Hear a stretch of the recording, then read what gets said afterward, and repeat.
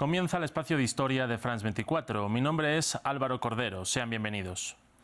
El 20 de noviembre de 1975 murió en Madrid el que hasta la fecha es uno de los dictadores que más tiempo estuvo en el poder en Europa, Francisco Franco, una figura altamente controvertida en España y cuya sanguinaria dictadura sigue teniendo eco y resonancia en la política actual española. Pero, ¿cómo llegó este militar al poder? Y, sobre todo, ¿cómo logró afianzar su régimen hasta su muerte, a pesar de que otros gobiernos fascistas fueron derrocados en Europa tras la Segunda Guerra Mundial? En France 24 se lo contamos. Francisco Franco fue un militar de carrera que se desarrolló como general en las colonias españolas del norte de África durante los años 20 y 30 del siglo pasado. De convencida tradición católica y conservadora, fue crítico con los gobiernos reformistas instaurados tras el inicio de la República Española en el año 1931, aunque juró fidelidad a este régimen democrático y siguió sirviendo como general.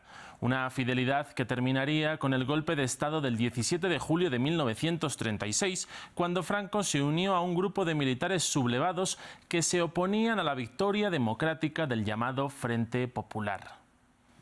Ese golpe no otorgó de forma inmediata el poder a los militares, sino que dejó a España fragmentada en dos.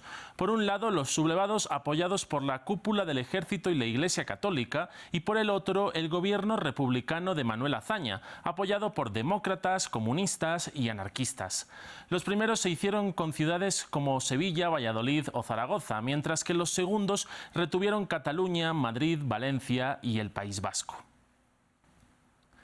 Los militares sublevados erigieron a Franco como generalísimo de los ejércitos y contaron con el fundamental apoyo de la Alemania de Adolf Hitler y de la Italia de Benito Mussolini. Por el contrario, los pedidos de auxilio de la República Española fueron ignorados por otras democracias como Reino Unido o Francia, y su gobierno solo tuvo el apoyo puntual de la Unión Soviética de Stalin y de las brigadas internacionales. A lo largo de 3 años de guerra civil, Franco consiguió aplastar al gobierno de la República, que se vio obligado a partir al exilio a principios de 1939, junto con otro 500.000 de españoles. Así es como el 1 de abril de 1939 comenzó el poder absoluto de Franco sobre España. El balance de la contienda fue devastador. España quedó completamente arrasada y se estima que unas 540.000 personas, en un país que tenía por entonces 24 millones, murieron. Unas 200.000 de ellas en combate, pero el resto en fusilamientos extrajudiciales, llamados paseos o sacas. Su victoria supuso la creación de un régimen autoritario personalista basado en 3 pilares: el ejército, la Iglesia Católica y Falange Española, el partido fascista que pasaría a ser el único legal por casi 40 años. Durante los primeros años, la España de Franco fue aliada de la Alemania nazi y la Italia fascista en sus contiendas durante la Segunda Guerra Mundial, aunque el estado catastrófico del país hizo que Madrid nunca entrara a la Guerra Mundial.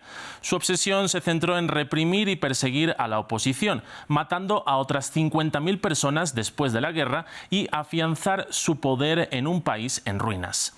Esta equidistancia y el desinterés de las potencias aliadas en invadir España en 1945 fue lo que hizo que Franco siguiera en el poder a pesar de la caída de Hitler y de Mussolini.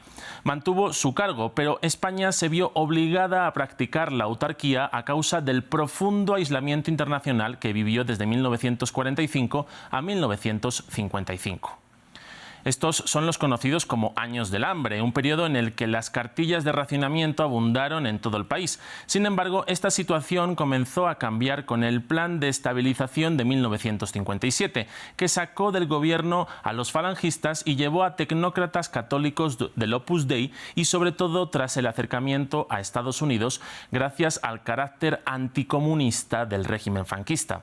En los 60 comenzó el milagro económico español y la apertura del país al mundo.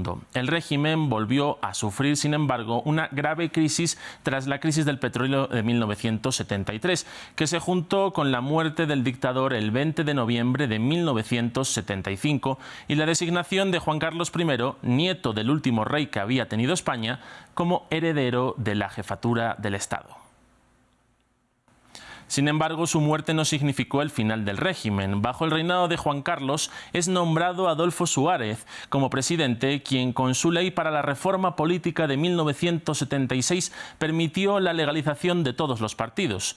De hecho, no se considera que España entra en un periodo democrático hasta que se legalizó al Partido Comunista de España en 1977, el mayor enemigo del franquismo.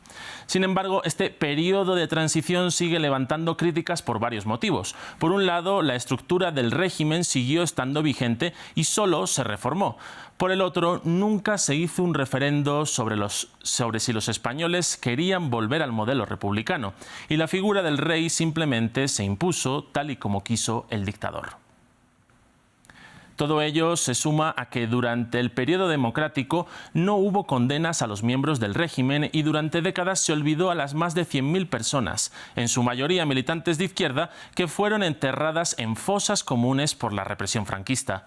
Los últimos gobiernos progresistas en España de José Luis Rodríguez Zapatero y Pedro Sánchez han intentado solventar esta situación con leyes de memoria democrática y la exhumación del cadáver de Franco de su mausoleo en el Valle de Cuelgamuros en el año 2019.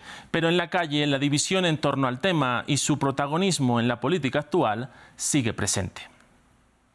Con esto concluimos. Si quieren conocer más historias, sigan conectados a France 24 y a france24.com.